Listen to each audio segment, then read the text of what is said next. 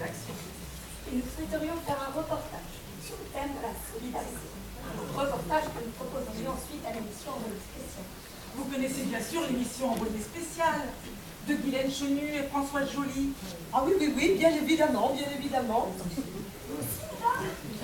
Mais c'est-à-dire que nous, le soir, avec le bar... Forcément, on n'a pas le temps de tout regarder. Hein. Monsieur, peut-être? Ça me dit rien. Ça passe quand votre Envoyé spécial? Oui. C'est sur France 2, le jeudi, tous les 15 jours. Jeudi soir? Je peux pas. Parce que le jeudi soir, moi je regarde RIS Police Scientifique sur TTT. Ce n'est pas vraiment pareil. Hein. Oui, c'est vrai, c'est ce que ma titine me dit toujours. Mais moi, j'adore les films policiers, que voulez-vous. Alors que ma titine, elle adore Marie-Josée Ange Gardien et puis Marie-Thérèse-Sœur.com. Ce n'est pas grave, hein. Il ne faut pas que cela vous trouble. Oh, mais il en faut plus que ça pour le troubler, le fond. Il parle toujours comme ça. Ah bon? Oui, oui, oui. Alors, nous voilà sur la place où nous avons trouvé hier matin ces deux hommes. Et voici le café de Roselyne et Rolande qui ont bien voulu les héberger et les nourrir avec beaucoup d'amour et de patience. C'est vrai, vous verrez, madame, qu'ils sont bien reçus, les vagabonds, chez les deux filles. Quel formidable élan de solidarité. Et puis c'est tellement rare de nos jours que cela mérite bien un reportage. Oh, mais vous savez, j'ai agi d'instinct. N'importe qui à ma place aurait fait la même chose. J'ai hâte de rencontrer ces deux chanceux d'amis. Chanceux d'être tombé sur une femme telle que vous, madame le maire. Oh, pas de mondalité. Restons simples. Appelez-moi Gabriel. Et de pouvoir se reconstruire dans la paix et dans la tranquillité de vos charmantes petites communes. Gabriel. Eh oui, mesdames, Piron sur Agen, où le destin vous a conduit, est un modeste hameau rue Flébeau, où chaque jour qui se lève est un jour nouveau, et chaque jour qui s'achève est un jour ancien, qui remplit de bonheur chaque habitant vivant de ses nuits.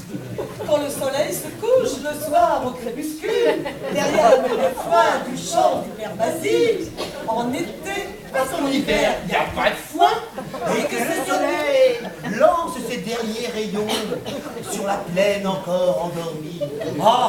Mais mesdames, nous sommes fiers d'être des agents. Dis donc, Ronfonce, tu veux peut-être ma place de maire? Ou parce que je vois que quand il s'agit de cliquer le discours, là, on ne bégaye plus. Ouais, mais enfin, tu sais, depuis que je suis depuis 2 mandats, eh ben, je connais pas par cœur ton discours. Dites-moi, ils dorment encore peut-être. Ah non, ils sont partis faire un tour dans le village. Mais ils ne dorment pas. Hein. On leur a dit midi. Dernier délai. Et ils vous obéissent? Ah ben nous essayons d'être fermes, mais tout en douceur. Une main de fer dans un gant de velours, en quelque sorte. Mais il faut bien, hein, parce qu'apparemment, tous les deux ont subi des traumatismes importants. PDD est complètement amnésique. Vous l'appelez par son prénom. En fait, il dit se prénommer André, mais il réagit fort bien quand on l'appelle Dédé. C'est plus sympathique, plus familier, alors. Bien sûr. Donc il a fait, disiez-vous? Oui, il se souvient juste avoir mangé des biscottes quand il était petit. Vous vous rendez compte?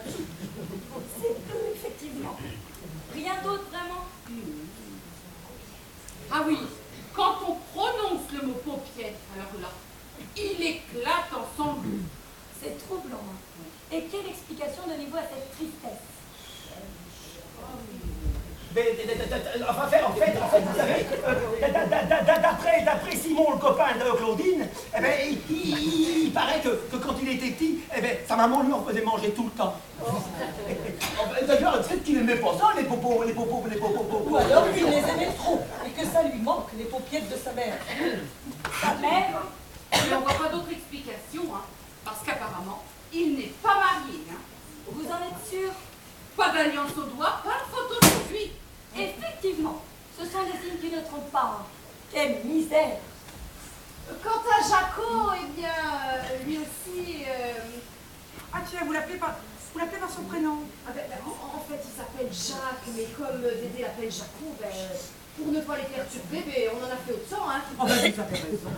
Et puis c'est tellement plus sympathique, plus familier. Voilà, c'est ça. Quant à Jaco, donc il nous a dit que sa femme l'avait jeté à la rue. Oui. Oh la salope.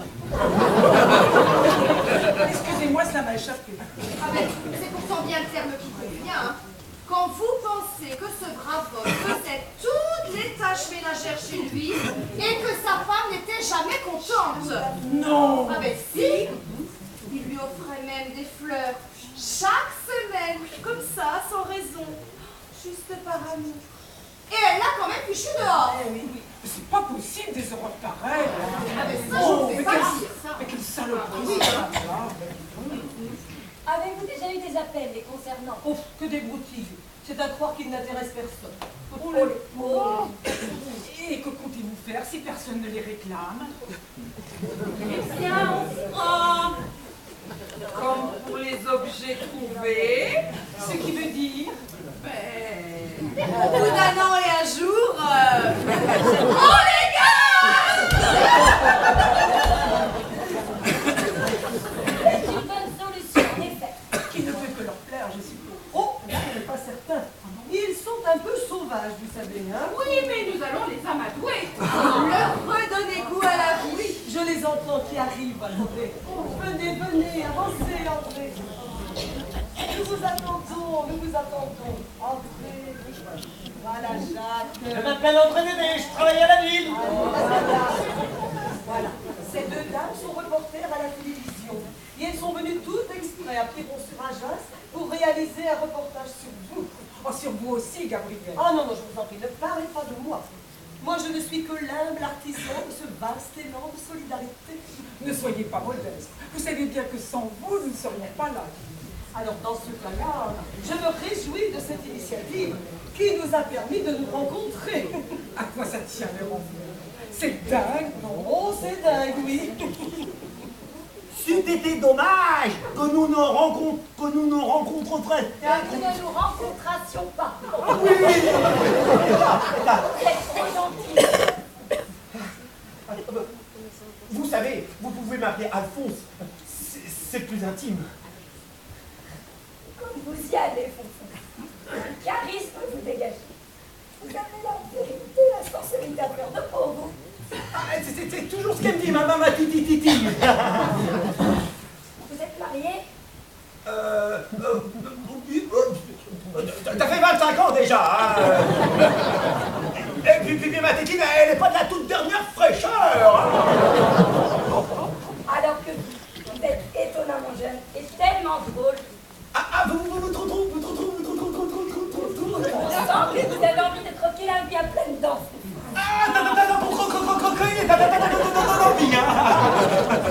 C'est bien dommage, il manque quelques dents. Mais vous savez, madame, moi, prenez mon train. Vous entraînerez. Oui, c'est ça. J'aimerais bien être une pelette de laine, moi, alors. Moi, un gros matou. Bon, je voudrais pas vous déranger, mais il faudrait peut-être vous occuper de Jacob et de Dédé, hein.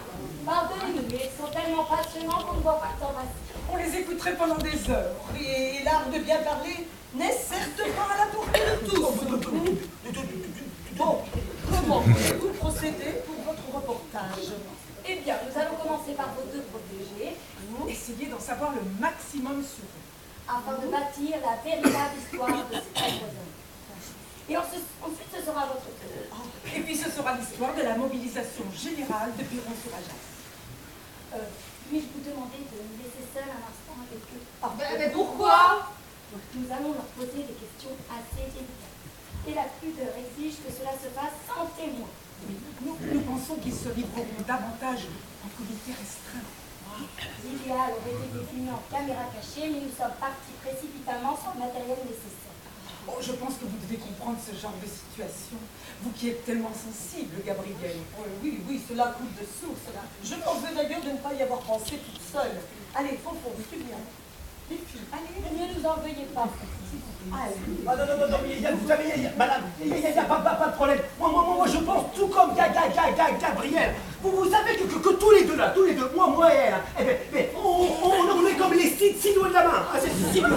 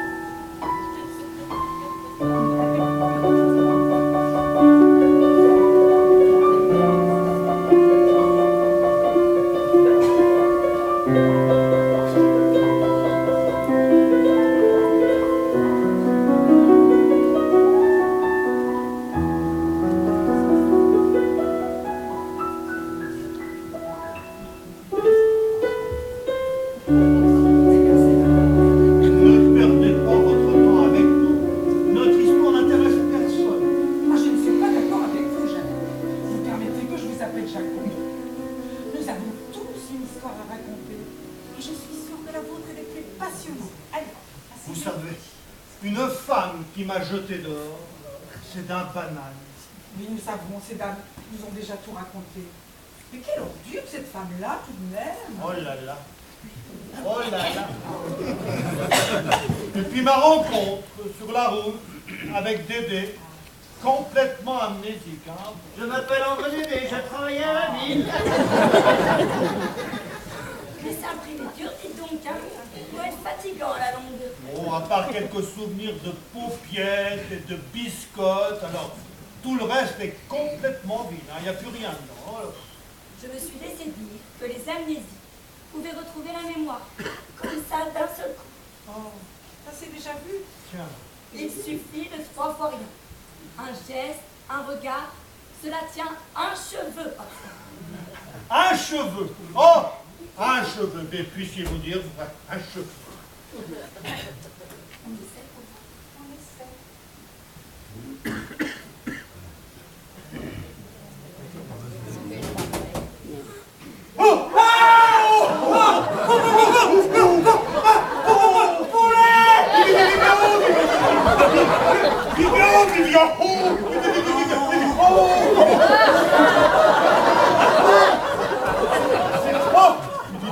Alors, comment vas-tu, ma chérie?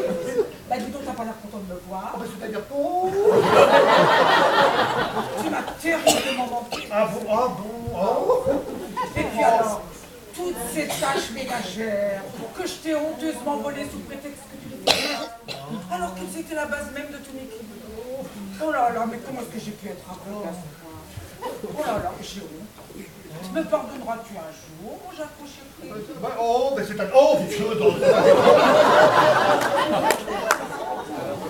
Et toi, mon André d'amour, que j'ai rendu amnésique par overdose de paupiètes, folle que j'étais.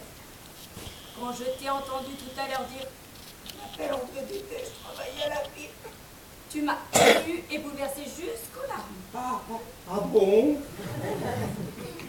Pourquoi ne m'as-tu rien dit? Comment pouvais-je deviner que tu ne supportais plus ma cuisine? C'est-à-dire que...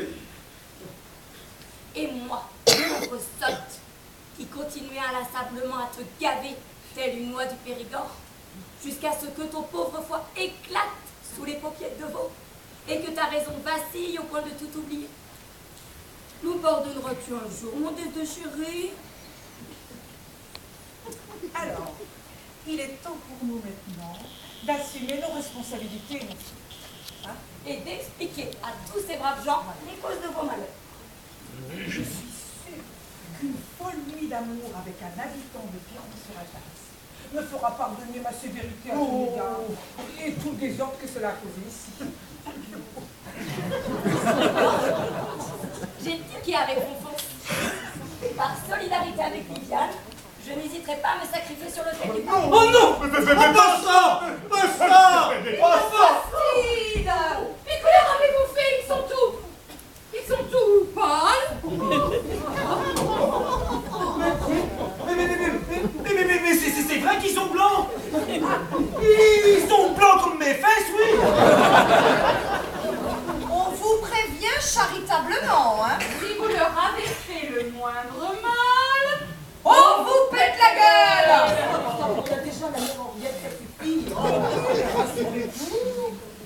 vous venez d'entendre? Mais c'est un cri de délivrance.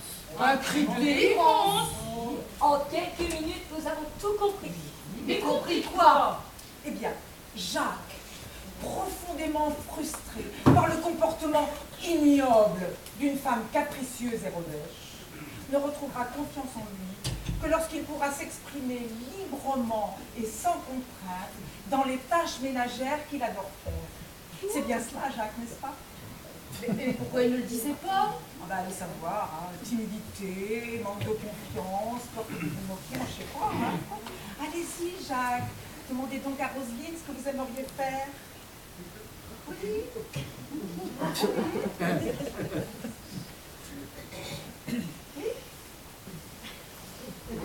Je pourrais faire la vaisselle ce soir, Comment est-ce qu'on demande, Jacques? s'il vous plaît. Voilà. Mais bien sûr, même la cuisine, leur passage, le ménage. Si ça peut vous aider à vous remettre d'aplomb. Alors là, bravo. Vous venez de faire un homme heureux. Quant à André, nous avons fait un grand pas dans son amnésie. Figurez-vous qu'il détestait les paupiettes, que sa mère apparemment le forçait à manger. Et cette mauvaise mère le privait volontairement de son plat favori, comme ça, par pure méchanceté.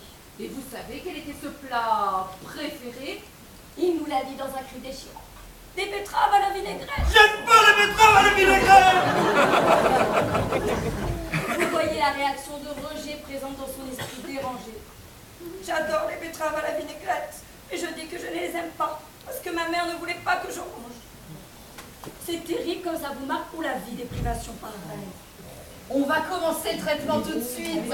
Jacques, vous allez aller dans la cuisine, préparer un petit saladier de betteraves à la vinaigrette pour l'été. Il y a tout ce qu'il faut dans le frigo. Oui, allez-y. Allez. J'aime pas les betteraves à la vinaigrette.